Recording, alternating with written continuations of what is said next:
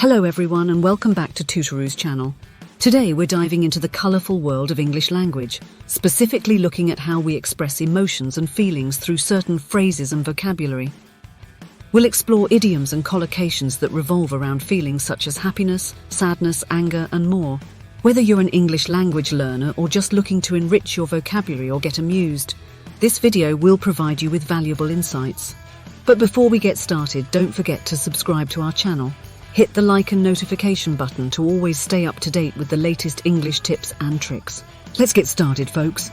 First things first, let's clarify two terms that often confuse language learners: idioms and collocations.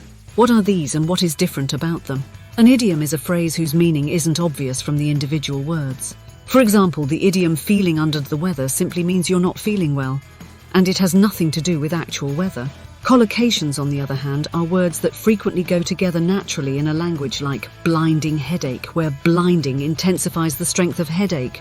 Now let's kick off with some good examples of idioms which are used by English native speakers in day-to-day conversations.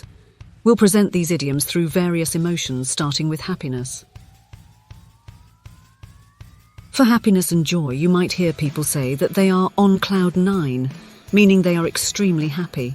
For example, Samantha has been on cloud nine since she heard the news of the promotion. Another idiom to express happiness can be walking on air, which also signifies great joy. Martha was walking on air when she met Joe. Moving on to sadness, the idiom "down in the dumps" illustrates feeling very gloomy, while feeling blue is another way to express general sadness. Let's have a look at these two examples. Mark has been down in the dumps since his divorce. Jenny always listens to cheerful music when she is feeling blue, as it helps uplift her mood. Next up, folks, when it comes to anger, the idiom "see red" shows intense anger, and "blow a fuse" compares losing your temper to a fuse blowing due to overload. For example, my mom saw red when she came home and noticed we didn't do our homework. Mary is going to blow a fuse when she finds out that her car was stolen. Next up, let's look at idioms that express fear. Fear is often showed with idioms like "shake like a leaf" and "scared stiff", both depicting high levels of fear or anxiety. For example, when he heard the thunderstorm approaching, he started to shake like a leaf. I was scared stiff when I heard someone in our kitchen in the middle of the night.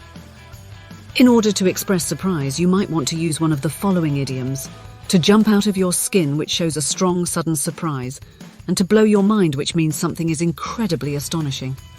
For example, when I was walking to my car, a huge rat ran out in front of me and I nearly jumped out of my skin. The cake simply blew my mind. It was so good that we ordered 3 more of them. Now that we have discussed idioms, let's move on to collocations, starting again with happiness. Remember, collocations are combinations of words that frequently appear together in a language. A good example of collocation for happiness is sheer happiness, which means showing pure joy. For example, completing the project successfully gave her sheer happiness. Another example of collocation for happiness is to radiate happiness, used when someone is emanating joy. For example, George was radiating happiness when he moved to the seaside. For sadness, two common collocations are overwhelming sadness, describing a very intense form of sadness, and deep sadness, conveying a profound sense of sorrow. For example, after losing his job and his relationship, Emmanuel felt overwhelmed with sadness and didn't know how to move forward. It is with deep sadness that we announce the passing of our beloved colleague. Next up, we have collocations with anger. Two good collocations which often come up are burst of anger and suppress anger. The former describes a sudden outburst, while the latter talks about controlling one's anger. For example, I was bursting with anger after they fired me from my job. Some suggest that suppressed anger or frustration can contribute to anxiety and depression. Moving on to fear, we have chosen 2 amazing collocations for you to use. Paralyzing fear, which means a fear so strong that it makes you unable to move, and sense of fear, which is another common collocation pairing. For example, he has a paralyzing fear of public speaking. I felt a sense of fear as I walked alone in the dark alley.